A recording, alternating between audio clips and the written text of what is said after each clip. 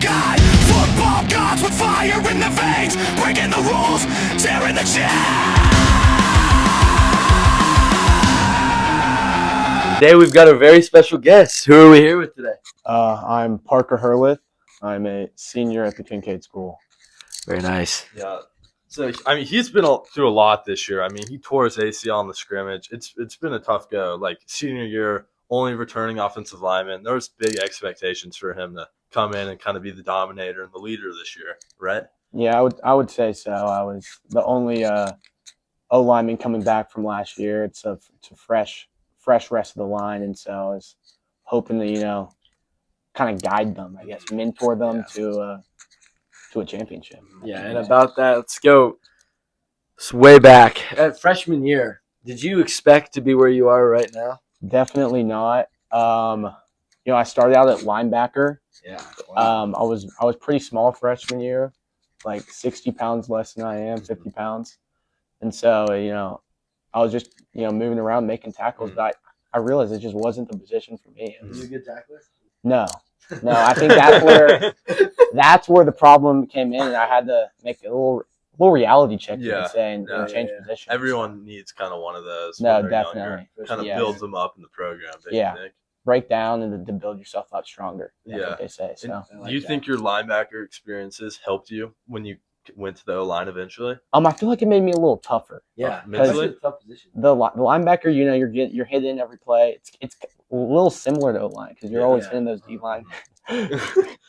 Sorry, I'll laugh right there. But so it toughed me up, and I think that's. Our O-line at Kincaid, we're not the biggest, we're not the strongest, fastest, Yeah. But it's just all about going 100% every play. And I think linebacker prepared me well for that role. Yeah, and you've been on varsity since, what, sophomore? Sophomore year, yes. What would you say, everyone has one, what would you say your welcome to varsity moment was? You have one? I was playing D-line, little scout team, and we're doing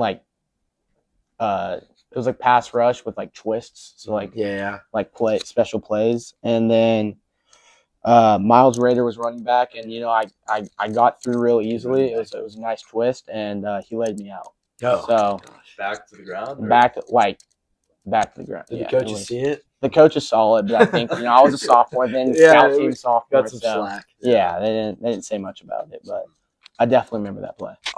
Last year was a great offensive line, a ton of dogs, ton of great people. How do you think the upperclassmen or seniors last year influenced you? Well, it was just, they were all 2-year starters, everyone in the O-line, except for, Sam Griggs came from St. John's, and he was very good. I'm pretty sure he started sophomore year. So they just kind of showed me the way. It's like kind of what I was hoping to do for the O-line this year. They guided me to where I need to be. Like whenever I messed up, they tell me what to do, give me some advice, and they always push me to be my best self. That's awesome. I think that's just the most important thing is just doing your best. Yeah. You might not be better than Trent Williams on the NFL, but it's just doing your best, and that's all you can. And how can you do stuff like that, like be a leader, even when you're not on the field? Because you're a senior, you have superiority. Yeah, at the end of the day, it's you always gonna try and make an impact. Yeah. And right now, I'm not playing, but I still try and give advice when I can, kind of like the people last year. I might not be able to show everything that I would want the current O-line to do, but I just try and give a good example. If they're messed up on something, critique them, because I still think I'm part of this team and try and help in any way possible. Do you think Coach Williams and Coach Lehue kind of molded you into this leadership role? I don't know if it was I feel like it was more the players that it was I feel like I took more example from the players, especially Topher Carlson, just the overall culture. Yeah, you kind of, I feel like the culture team makes you be a leader. Either makes you be a leader or it kicks you out at the end of the day. And so you got to either accept it or not. And although, I really respect, Coach Williams and Coach Lehue. They teach a lot, and they're good at the actual football aspect of everything.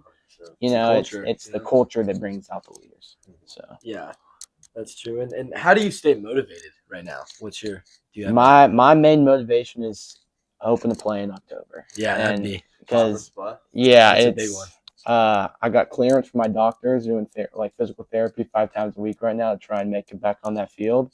You know, just my senior year, want to get one last shot at it. And giving it my people all. like think just getting hurt, it's you're kind of chilling, but for you, it's not chill at all, right? You got PT. It's a lot. It's a big process, right? How's that Yeah. I have PT 5 times a week, like I said. Yeah. On Tuesday and Thursdays, I have free period first, but I have like 2 physical therapy sessions before school even starts. So that's just like I'm like waking up earlier than like most of the kids on the football team, and I'm still working out after school to get my upper body stronger, just trying to keep best shape. So if I'm able to come back, I can really help the team. Yeah. Kind of going back to the scrimmage, what was that moment like? Did you like instantly know like that's my ACL, like season over? Like what was your mentality like when the injury happened, and like kind of run me through that a little bit? So it kind of goes back to like last year. I had my knees were pretty bad. The patella or the kneecap like slips out of place a lot, and so during the actual scrimmage, that's what happened. Like it just slipped out on my knee, and so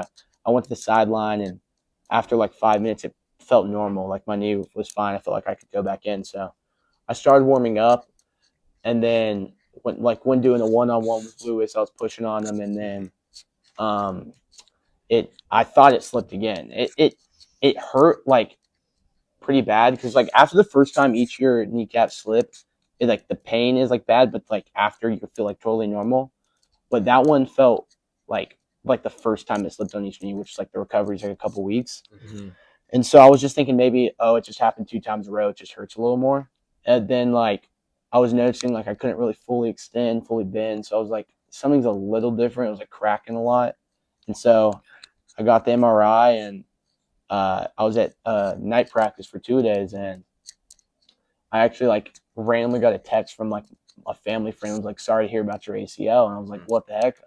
My ACL's fine. Maybe she just think it's my knee. She heard about the injury." And then I like called my parents, and they're like, "Yeah, didn't want you to find out that way, but Yeah. And you were nominated as a preseason all conference player, yes, right? yeah, Like for the same touchdown night club. you found out. Yes, So yeah. So it was a kinda- little bittersweet. Yeah. at the end of the day. That's a rough one. It But is rough. do you think that all conference role of like is kind of motivating you more to get back out there? I think it's showing that last year I made an impact on the team. So this year I think I can do the same, and so I want to be able to do that actually on the field. And I think that's one of the ways that's giving me motivation to like actually do this therapy and all that. But I think it's also just the fact that I'm a senior and I just want to be able to play my last year. And torn ACLs are something that happens to a lot of players. It's a terrible injury. I'm praying for you. But in your roller coaster ride in your high school career, would you say that football has taught you more about winning or handling setbacks?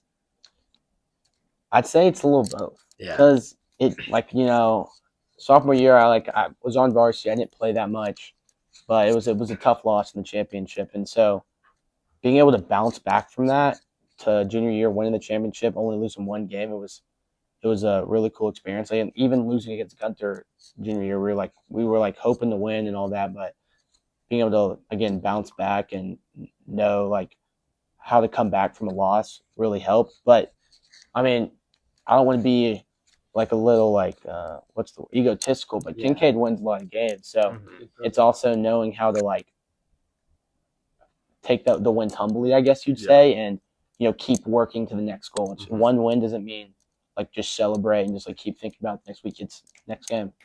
Quick. So do you think your parents help keep you humble a little bit? My parents definitely humble me. My dad always talks about how good his football team was, and so I'd say I did something. He'd say he probably did something a little better than that, but they also like encourage me in a way. So it's a good relationship. Did your dad have any influence on you playing O-line? Did he play He did O-line? not play O-line. He was actually a pretty not small, but like lighter than me in high school. So O-line was just something I was like when I was younger. I was always pretty big, so it's just something I gravitated towards, I guess. And you naturally gravitated towards, or it's just like you're the biggest guy out there? Like I don't know if I was the biggest guy, but I think I was just too big to play other positions. Because I feel like kind of coming up and 7-on-7 and flag, there's really not a lot of exposure to the offensive line. Not at all. A lot of kids want to be tight ends, receivers, quarterbacks, but we need guys like you. Yeah. Sometimes you just gotta take the role. It's not. It's kind of like a humbling experience. It's like we don't get the most praise, but You know, the O line is just as important as any other position, if not more. And so someone has to do it, and I just kind of stepped up, I guess you'd say. Yeah. And what's some lessons that you can tell our viewers here about like why everyone should play football, even if you're good at it, even if you're not, you're good, but why should everyone play football? I think football is just the best team sport. You learn a lot, even if you're not in the field. You have to learn how to work hard, obviously resiliency, and it's going to be tough out there. There's going to be some pretty chaotic times, and it's learning how to deal with all that just helps so much later in life because life's not always going to be sunshine and rainbows. Yeah. And that's what you kind of got to understand. Football helps you get there. So. Is that the kind of same advice you would give like a freshman version of yourself? Oh, 100%. I'd say stick through it. There's times when you're going to want to quit. There's times when your friends are going to be out having fun on the weekends and you're at it's a different life. Yeah, you're playing a football game, you're at the lift, you're at recovery. And so you kind of just got to understand that's what happens. That's what happens when you pick up the football, step on the gridiron. And so it's just you have to stick through it. Once you start saying you don't quit, it's kind of like one of my mottos, I guess you'd say. And so it just has helped me a lot throughout life. Yeah. This episode is brought to you by the Falcon. Please go there to check out all news for Kincaid athletics, arts, and academics.